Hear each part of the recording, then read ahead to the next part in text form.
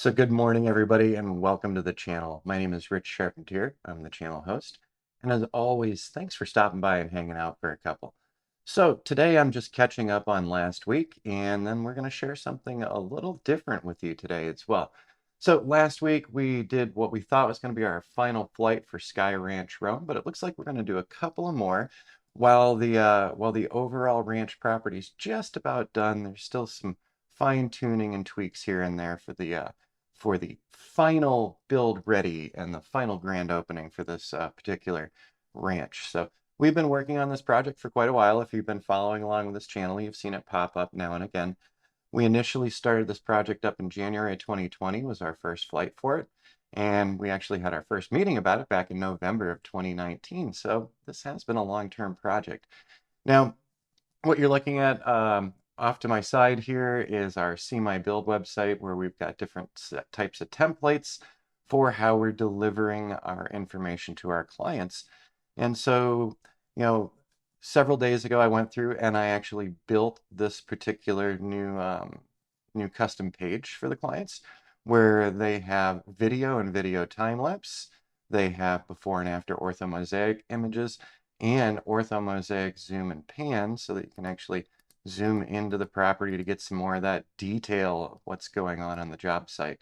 Scrolling down past that, we also had a 360-degree property tour shot from the ground, and we also did some 360 from the air as well, but we haven't added that to the tour yet. We're still finalizing this one. Finally, we also had a ton of still images for the clients to work with as well. So last week I worked on editing this, and while I was editing this, I was also adding it to a new class, which will be announced here either this week or by April 15th at the latest. And the new class is actually covering our workflow from the moment we get a client call to when we're handing data off to the clients. So stay tuned here. Make sure you subscribed and liked down below, and you'll be notified of new videos as they're posted here on our YouTube channel. Now, shifting gears, I wanted to talk about the second part of today's video. So this video is going to be a little longer because I'm including some of a Patreon Zoom meeting that we actually did yesterday on April the 3rd. So for our patrons, we do a lot of the behind the scenes things. We we do questions and answers. We actually focus on items that are of interest to our patrons. And so every Sunday we do a Patreon live Zoom meeting, and we usually cover a couple of topics. So this week we actually talked a good bit about the Sky Ranch Rome project. And then for the second part of this week, we started into some basics of editing images in Lightroom, because some of the folks on the Patreon channel have asked, hey, could you do some editing basics with the different editors out there? And I said, absolutely, sure. We use Photoshop, Lightroom, and Affinity Photo mostly here. We do have some other HDR applications as well. But so this week on our Zoom conference call, we talked for a little more than a half an hour about Lightroom. So just some basics of photo editing. And what we're going to do here is we're going to fade into that meeting. So those meetings, for the folks who are on our Patreon channel who aren't able to make them because of time of day, we put up a replay every week for them so that they can go and watch the last videos. So if you've ever wondered, what's Rich doing with this Patreon channel? Is there anything interesting going on there? You're going to get to see over the next part of the video. I think I've clipped out about 16 minutes out of an hour and a half video. So that's how long our meeting went yesterday. Sometimes the meetings are a little shorter, sometimes the meetings are a little longer. It depends on the topics that we talk about. And if you're interested in our Patreon channel, down below in the show notes, there is a link to the Patreon channel. Check it out as well. All right, without further ado, we're going to get me off of the screen, and we're going to start up in about the middle of our Zoom Patreon meeting from yesterday. I hope you enjoy this behind the scenes peek at what it is we do there. And I'll see y'all again really soon.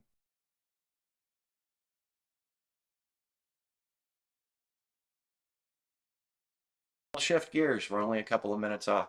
Oh, before I do that, I just wanted to show you guys one more thing. So that's Los Ranchos. So from our orthomosaics, here we go. because I can't help myself. I had to try WebODM versus versus Metashape.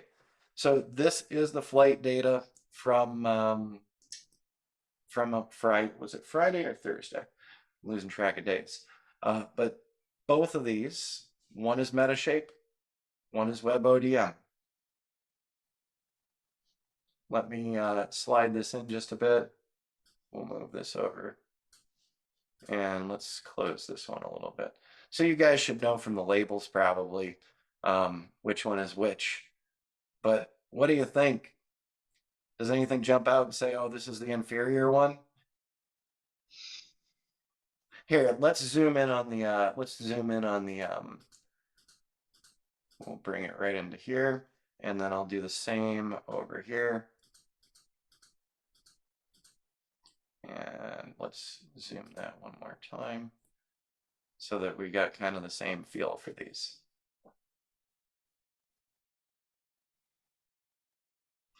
Hard one, huh? Yeah, I can't see any difference. No, not at all. Yeah, I can see one difference that Jody pointed out to me. See the edges in here? There's a little melting going on. Just Barely, yeah. yeah. We're being picky here. She leans over my shoulder usually and is like, "That's pixelated."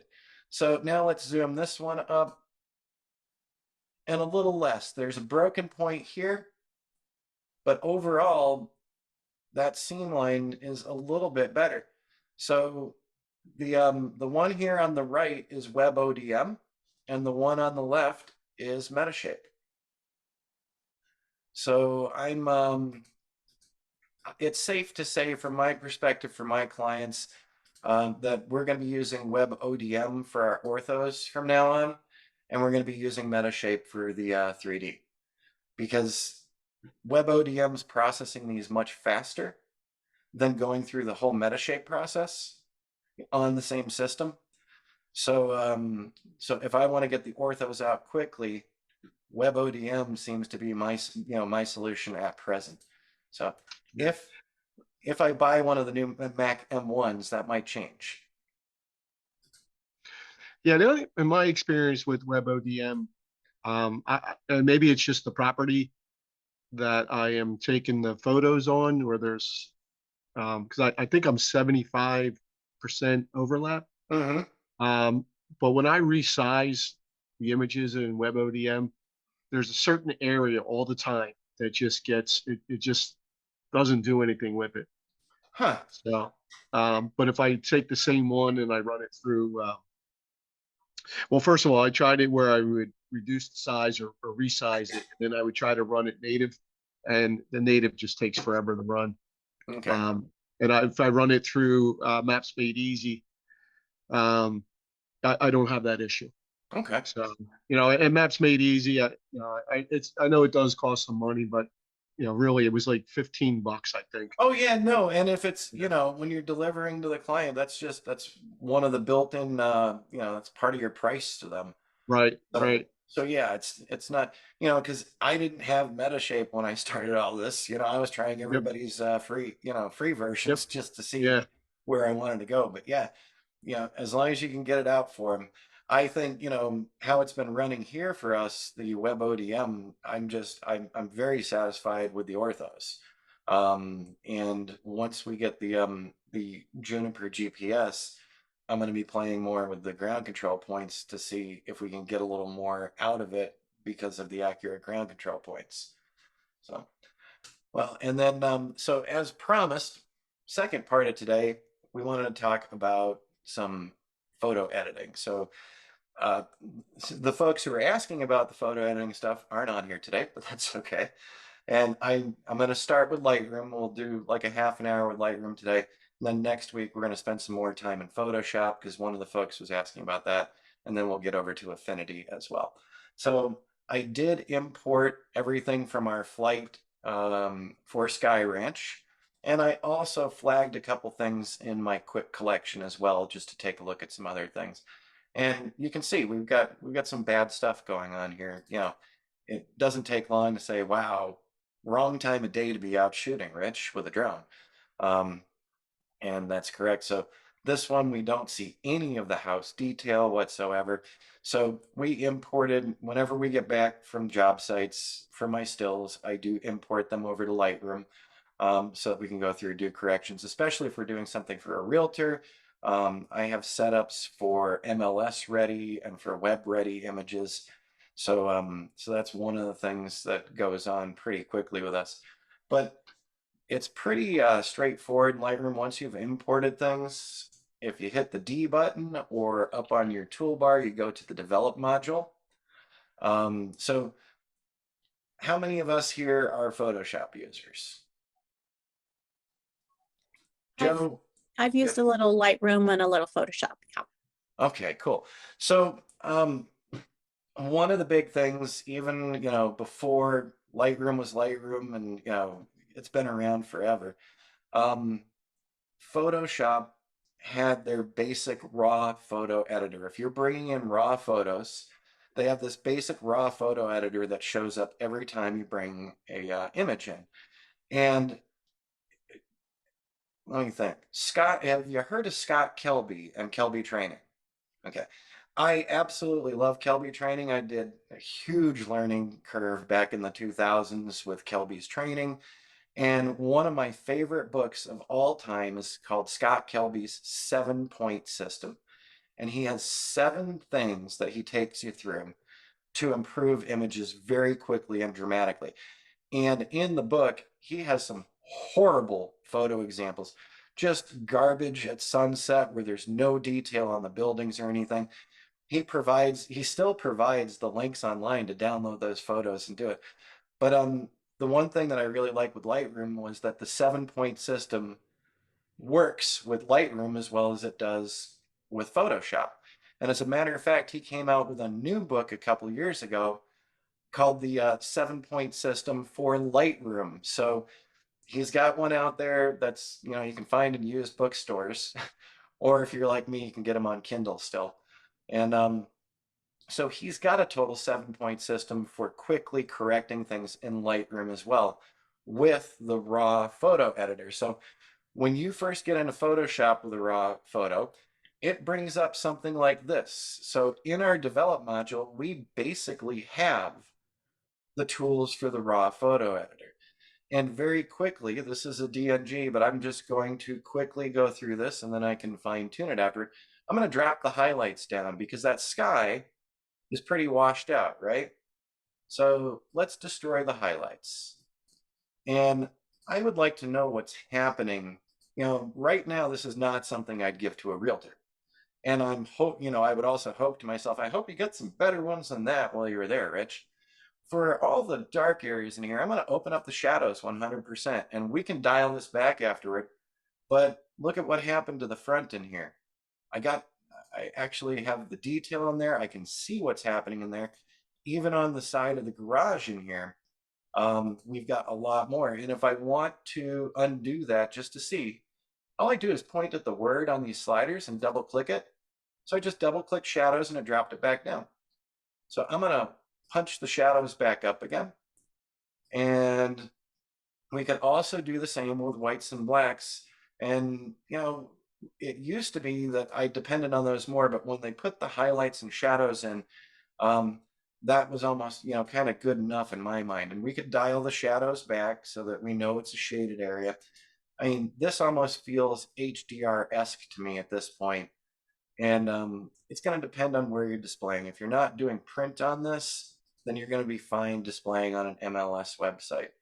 The other thing I'd go in here and do is just a bump to the clarity, and also a little dehaze for the skies, not too much, because you can go nuts with dehaze and look what happened to the sky. Totally surreal, not great at all. But let's just bring the dehaze to about 20.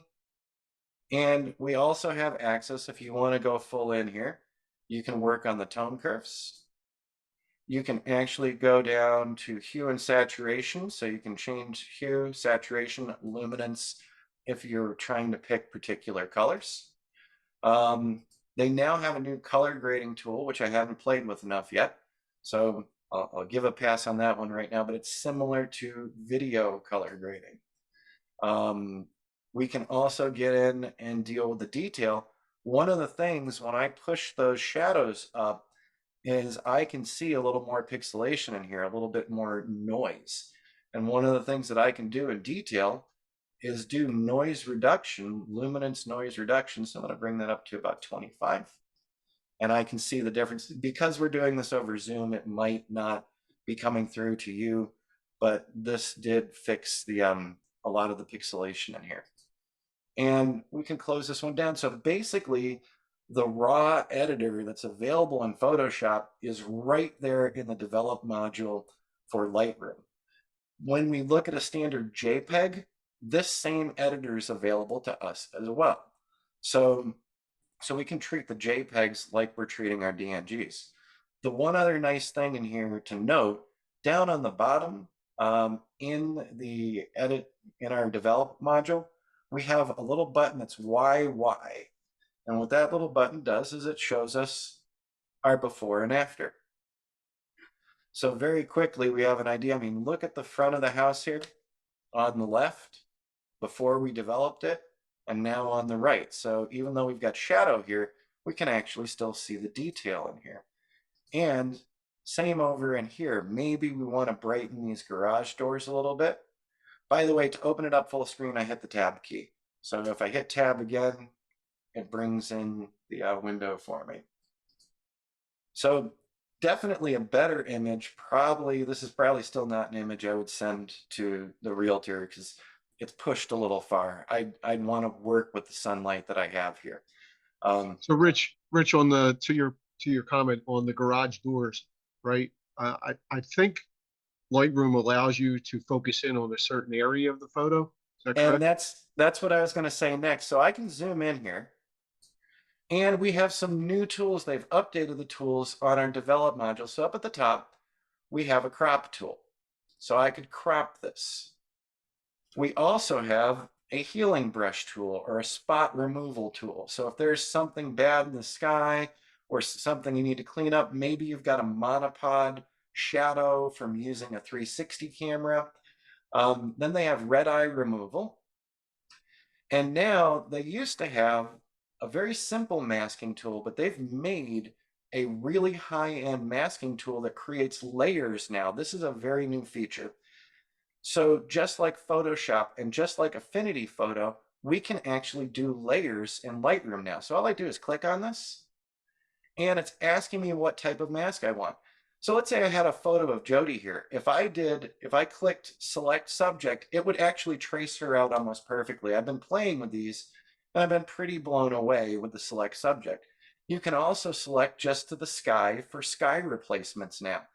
This literally came about this year with Lightroom. On one of their most recent updates, they gave us these super powerful masking tools. Basically, at this point, you can do just about everything in Lightroom now that you could do in Photoshop as a photographer. You can't add text, and you can't do some of the other higher end functions, but basically Lightroom has just about all the capability that Photoshop does now. So if I didn't want to select the sky, maybe I want to select a brush or a gradient tool or a radial gradient tool or a color range tool. But now that I'm in here, I'm going to grab a brush. So I got this brush. See my brush? Yep. Okay. What I want to do with my brush, let's make this so obvious it hurts. I'm going to go down into the tool and I'm going to select exposure and I'm going to push it by 2.74. And now I'm going to start brushing in here. And I'm being a slob about this.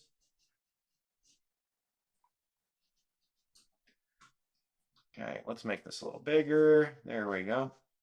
So to what you were just saying, Joe, you see how I'm just painting this Yep. exposure in here? Yeah. And I'm being really, really sloppy with this right now. But I could even bring those rooftop up. So I'm making a mess right now and it looks terrible. Here's the thing. We're still on that active brush, so I can go over here, pull that exposure down Oh, only okay. where I brush. Oh, okay, that's cool. I can pull it all the way down. So I can push this back up And I was being very sloppy with the brush, but there's a couple of things I could do to not be so sloppy. Um, right here, here's the brush size. So also it shows the overlay. So I want you to see that. And it shows only where I painted. Okay. They also have another tool down here. And let's do a color overlay. And where did that overlay go? Show it. Here we go. So when I change the overlay to red, it shows me where I painted. The other thing is you don't have to paint in at full strength. You could paint in at only 50% strength. So I could drop the density down and the flow down. And the other nice thing here, let's say we liked this and we didn't think this was horrible. I can make another mask. So up here, I can do create another mask. Let's close this for a sec. Let's move over. Let's say we wanted to fix something in here too. I can open this again and add a new mask for this part of the building.